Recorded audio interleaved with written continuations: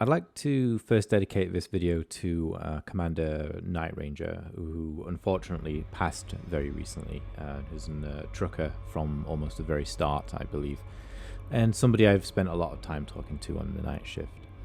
While out exploring near the core of the Milky Way, I found a system which is quite interesting. It's a Blackhole system, and it has an enormous ice world in it which orbits around a white dwarf.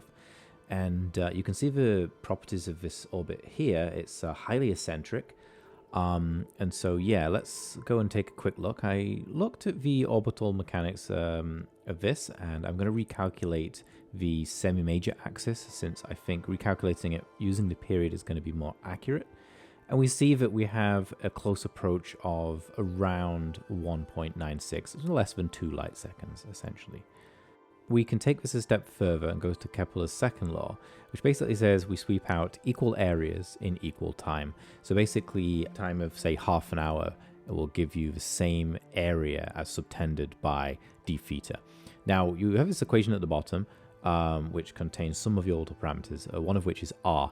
So if we substitute in an equation for the distance to the white dwarf from the planet, we can calculate where it will be in any particular time in its orbit. So we do this calculation as an iterative loop, and this is the plot. So yeah, this is an example of, let's say you've arrived in system and the planet is on its inward sweep at 40 light seconds. We can see that that's about 4.851 days through its orbit, and so we have to come back in 1.35 days-ish. And you can actually see here that it spends a very short amount of time at its closest approach and a longer amount of time at its furthest distance. So yeah, this equation looks okay. And if I do this equation correctly, then yeah, where I am right now, I'm going to land, and I should be approximately half an hour to the closest approach. You can see that the distance to the white dwarf is only 2.82 light seconds.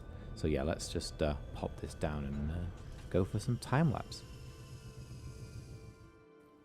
So as we can see this white dwarf progressing upwards in the sky, you can very slightly see the stars moving downwards because of the planet's rotation. The other thing you can see is the gravitational lensing around the star, which is quite cool. Now, if FDev did this correctly, the temperature outside should be quite hot, and it is. It's around 800 Kelvin, which is probably the hottest ice world in the game. I think this is Stellar Forge playing a little bit silly. The temperature usually on this planet when it's out in its furthest orbit is much colder. So there is a brief period where your Artemis suit can't actually keep you alive forever. Of course, it can't keep you alive forever anyway, but yeah, as the star progresses overhead and sweeps away, the temperature cools down, which is a really, really nice feature.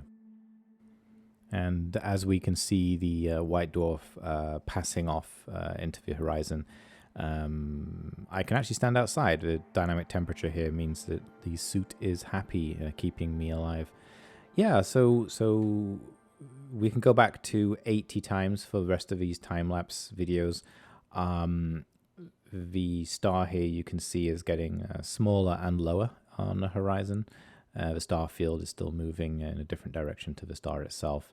And yeah, it's not got that sort of wow factor, I think, as the original, Planet of Death. But it's still really, really an interesting find. It's also much easier to get to.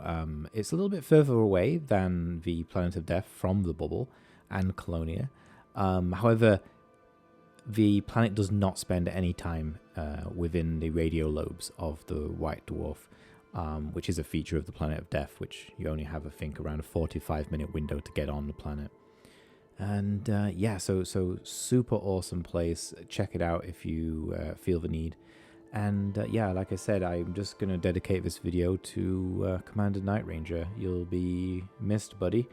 It's quite sad to lose someone who you spent a lot of time talking to, although you've never actually met, and all over the shared love of a video game. So yeah, fly safe, Commanders.